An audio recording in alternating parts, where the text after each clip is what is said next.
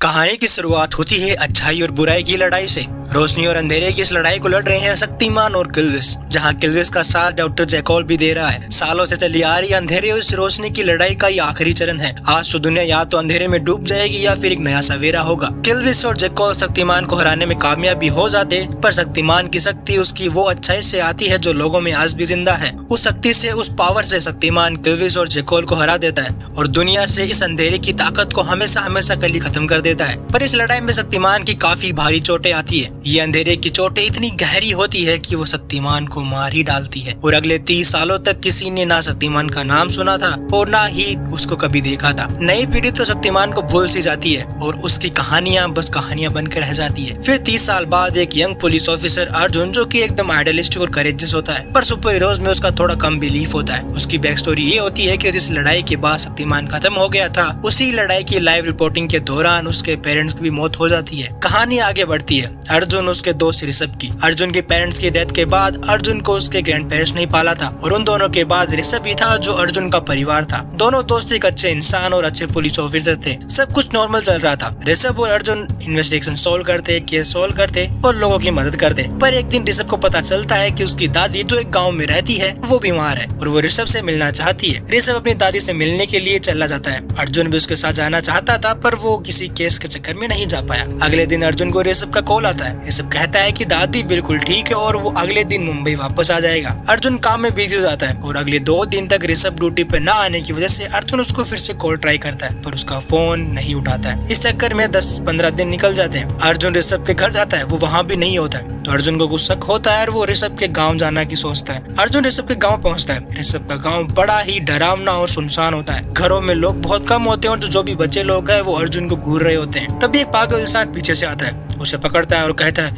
वहाँ मत जाओ, वहाँ वो सबको मार देगा, अंधेरे में मत जाओ, वो सबको मार देगा। अर्जुन बचा के कैसे जैसे ऋषभ की दादी के घर पहुँचता है। उसकी दादी ठीक होती है और वो अर्जुन को देखकर बहुत खुश होती है और दोनों में कुछ बातचीत होती है। ऋषभ की दादी अर्जुन को कहती है कि जो मैंने ऋषभ के साथ लड्डू भेजे थे, क्या तुमने वो खा लिए? अर्जुन बड़े कंफ्यूज हो जाता है और वो दादी से पूछने वाला होता है, पर उसकी दादी उसे कहती है कि अच्छा है तुम आ गए, पिछले 10-15 दिनों से ऋषभ का ये कार्ड यहीं पड़ा है, जाते हुए इसको लेके जाना। ये सुनकर अर्जुन बड़ा ही शॉक्ड हो जाता है और उसे पता चल जाता है कि ऋषभ यहाँ नहीं है, वो यहाँ से कब का जा चुका है। तभी अर्जुन को कॉल आता है और वो दौड़ के फिर से मुंबई जाता है। जहाँ पे पुलिस स्टेशन पहुँचता है, वहाँ ऑफिसर उसे सारी बातें समझाते हैं। अर्जुन इंटरोगेशन रूम में जाता है। वहाँ एक आदमी चेयर पर बंधा बैठा है और वो और कोई नहीं बल्कि ऋषभ होता है, जिसकी उंगलियां काली हो रखी है, उसकी आंखें के नीचे काले धब्बे हैं, पूरी आंखें काली हो रखी है। वो अर्जुन को देखकर रोने लगता है। वो कहता है, अर्जुन मुझे बचा लो, वो मुझे मार देगा, अर्जुन अर्जुन मुझे बचा लो। अर्जुन ऑफिसर को उसको छोड़ने की कहता है और पूछता है कि उसे क्यों बांध रखा है। उसे ऑफिसर बताते हैं कि इसने पागलपन में पिछले कुछ दिनों में 2 लोगों को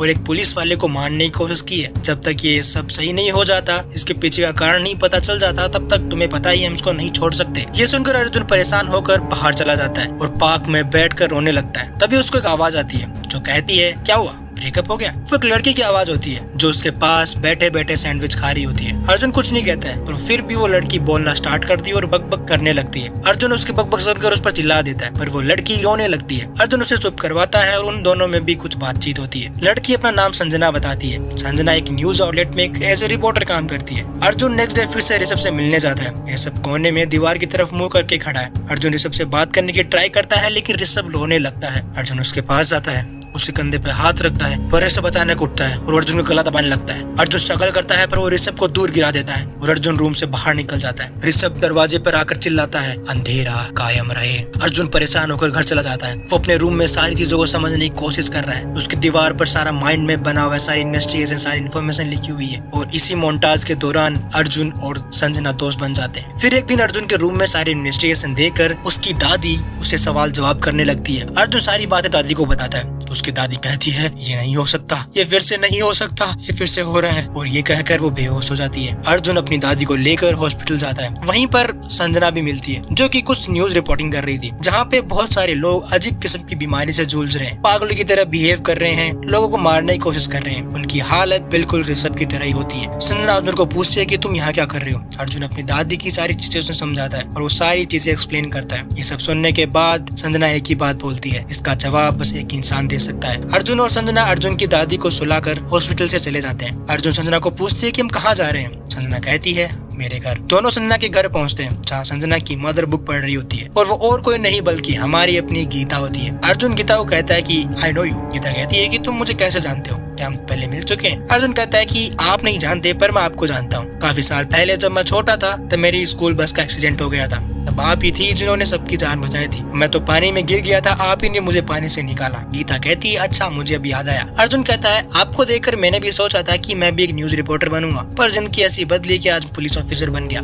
ऐसे ही तीनों बातचीत कर फिर संजना और अर्जुन सारी बातें गीता को बताते हैं। गीता भी हैरान हो जाती है और वो पास ही की चेयर पर बैठ जाती है। ये देखकर अर्जुन को एहसास होने लगता है कि कुछ बहुत बड़ा राज छुपा है। अर्जुन के पूछने पर गीता शक्तिमान, किल्विस और जैकॉल के बारे में सारी चीजें अर्जुन और संजना को बताती है कि कैसे अपनी जान की बाजी लगाकर किल्विस और जैकॉल को शक्तिमान ने रोका था और इस दुनिया को अंधेरे का गुलाम होने से बचाया था। अर्जुन कहता है कि मुझे लगा बस ये कॉमिक बुक की कहानियां हैं। गीता उसका जवाब देती है कि सुनने में कहानी है पर हर एक चीज जो तुमने सुनी है सब सही है, पर जैसे तुम जैसे कह रहे हो तो एक बहुत बड़ा खतरा आने वाला है। पर अफसोस की बात है कि अब शक्तिमान हमारे साथ नहीं है। इसके बाद गीता संजना और अर्जुन को लेकर अपनी लाइब्रेरी में जाती है जहाँ बहुत सारी पुरानी किताबें जिन पे धूल जमी हुई है उनको वो खोलती है और गीता अर्जुन और संजना को बताने लगती है कि किल्विस को मारना इतना आसान नहीं था। संजना पूछती है कि क्यों?